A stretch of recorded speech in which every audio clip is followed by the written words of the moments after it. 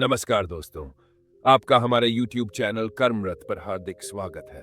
आज हम आपके लिए लेकर आए हैं एक रोचक और प्रेरक कहानी जिसका नाम है तीन ठग और एक सात्विक महिला। ये कहानी हमें सिखाएगी कि सच्चाई, धैर्य और सात्विकता से बड़ी चुनौती का सामना कैसे किया जा सकता है। तो चलिए, धार्मिक नगरी काशी, जहां गंगा की लहरें आत्माओं को शांति प्रदान करती है और मंदिरों की घंटियां हर मन को देवत्व से भर देती है, वहीं एक गहरे साजिश का जाल बुन रहा था।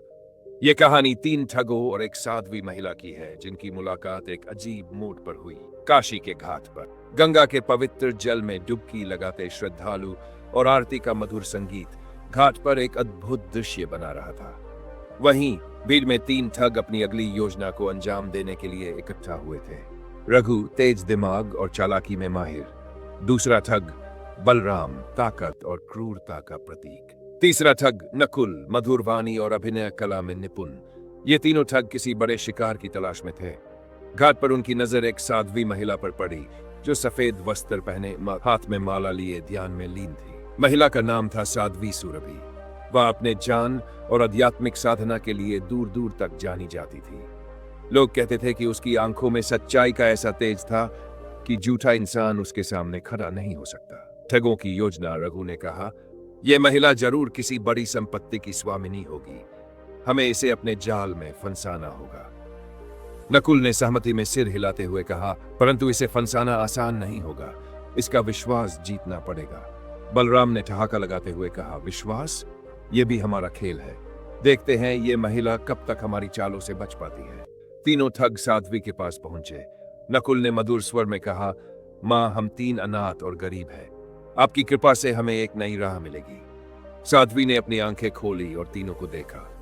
उसकी दृष्टि में स्नेह और गहराई थी। उसने कहा, जो सच में भटक रहे हैं उन्हें गंगा का जल भी राह दिखा देता है। तुम सत्य बोल रहे हो या कोई चाल चल रहे हो? ठग चौंक गए, पर नकुल ने सहजता से कहा, हम सच बोल रहे हैं, हमें आपकी मदद चाहिए। साध्वी ने मुस्कुराते हुए कहा, तुम्हारे इरादे जल्दी ही स्पष्ट हो जाएंगे, पर मैं तुम्हें एक अवसर दूंगी। कल सूर्योदय के समय फिर आना। ठगों ने इसे अपनी पहली जीत समझा, लेकिन साध्वी की मुस्कान में कुछ ऐसा था जो उनके भीतर हल्की बेचैनी पैदा कर रहा था। क्या उनकी योजना सफल होगी या साध्वी के ज्ञान और धर्म की शक्ति उनका खेल बिगाड़ देगी? गंगा के तट पर सूरज की पहली किरण ने जल में सुनहरा प्रतिबिंब बनाया। घाट पर हलचल धीरे धीरे बढ़ रही थी। साध्वी सुरभि ने अपने ध्यान की मुद्रा तोड़ी और अपनी प्रार्थना पूरी की। घाट की सीढ़ियों पर तीनों ठग रघु, बलराम और नकुल समय पर आ पहुंचे। साध्वी ने तीनों को देखकर कहा, तुम वापस आए, यह अच्छा संकेत है, लेकिन तुम्हारी आंखों में सत्य और असत्य दोनों के चिन्ह हैं। अब बताओ, तुमने मेरे पास क्यों आने का निर्णय लिया? नकुल ने अपनी अभिनय कला का प्रदर्शन करते हुए कहा, मां, हम अपने जीवन को सुधारने के लिए मार्गदर्शन चाहते हैं। हमें न तो धन चाहिए और न ही कोई वस्तु, हमें केवल आपकी शरण चाहिए। साध्वी ने उनकी बात सुनते हुए कहा, तो तुम सचमुच अपनी आत्मा को शुद्ध करना चाहते हो? साध्वी ने मुस्कुराकर कहा, यदि तुम सत्य के मार्ग पर चलना चाहते हो तो एक परीक्षा देनी होगी। घाट के पास का एक साधु वर्षों से एक दुर्लभ ग्रंथ की खोज कर रहा है। वह ग्रंथ इस घाट से 3 मील दूर एक पुराने मंदिर में है। अगर तुम उसे ढूंढ कर लाओगे तो मैं मानूंगी कि तुम भलाई की ओर अग्रसर हो। ठगों ने एक दूसरे की ओर देखा। बलराम ने धीरे से फुसफुसाते हुए कहा, यह तो बहुत आसान काम है। वह ग्रंथ हमें मिल जाएगा और इसके बाद यह महिला हमारे वश में होगी। रघु ने सहमति में सिर हिलाया। नकुल ने गंभीरता से साध्वी को प्रणाम किया और कहा, मां, हम इस कार्य को पूरा करेंगे। पुराना मंदिर घने जंगलों के बीच स्थित था। तीनों ठगों ने रास्ते में योजना बनाई। जब हम ग्रंथ लाएंगे तो यह महिला हमारी शक्ति को पहचान लेगी, और अगर उसने हमारी परीक्षा लेने की कोशिश की तो हम उसे चकमा दे देंगे। पर ध्यान रखना, वह साध्वी साधारण नहीं लगती। उसकी आंखों में कुछ रहस्य है। मंदिर में प्रवेश करते ही वातावरण बदल गया। वहां एक अजीब सी शांति थी, लेकिन उसी के साथ अज्ञात भय भी। तीनों ने देखा कि ग्रंथ एक प्राचीन मूर्ति के नीचे रखा हुआ था। जैसे ही बलराम ने ग्रंथ उठाया, मंदिर में अजीब सी आवाजें गूंजने लगी।